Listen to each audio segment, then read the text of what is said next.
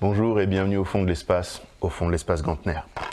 Aujourd'hui, on va parler de deux DVD qui sont présents dans notre collection, qui ont attiré mon attention parce que c'est un petit peu alternatif.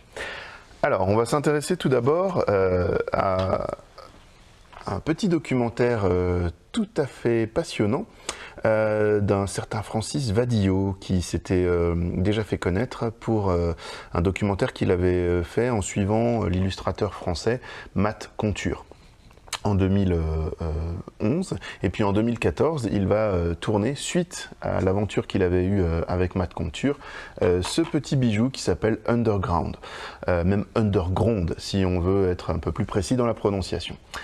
En effet, en suivant l'artiste Matt Conture au long de ses pérégrinations un peu partout en France, dans divers salons, lieux alternatifs, mettant en avant la micro-édition, la bande dessinée underground, notre homme a rencontré plusieurs personnes issues de ce milieu, qui sont souvent un petit peu frileuses par rapport aux médias, dirons-nous, plus traditionnels, mais au regard du travail qu'il avait effectué avec Matt Conture, il a réussi à gagner leur considération et leur confiance. Ce qui fait qu'ils vont ouvrir leurs portes et on va rentrer dans différents ateliers et lieux assez incroyables comme la Fanzinothèque à Poitiers qui collectionne autant que possible la plupart des fanzines qui ont été publiées en France depuis les origines, dans les années 70 jusqu'à aujourd'hui.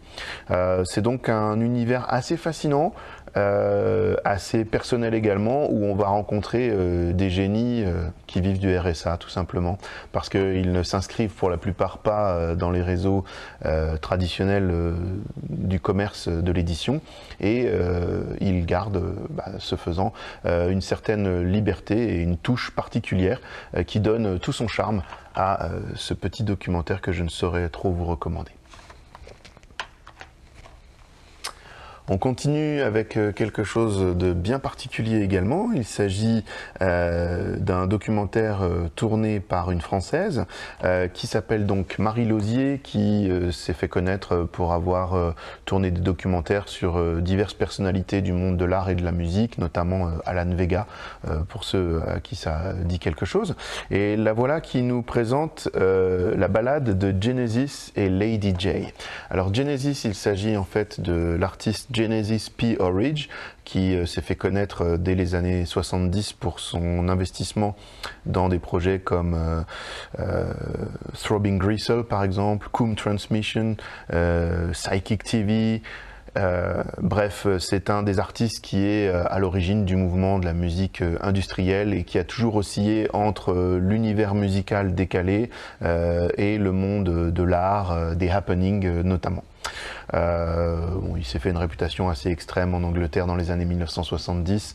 Je vous laisse chercher sur internet pour avoir plus de détails.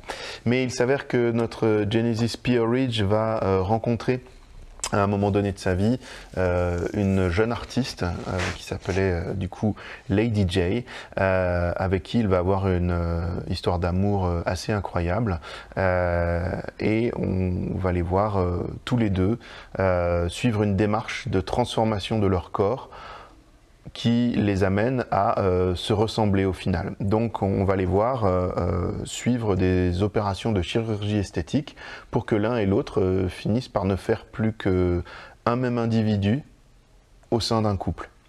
Donc c'est un amour assez transcendantal qui pourra peut-être interroger certains, mais qui est montré ici sur un documentaire qui prend à peu près 7 ans de tournage et nous amène au fin fond de cet univers complètement décalé, trash, mais aussi extrêmement poétique.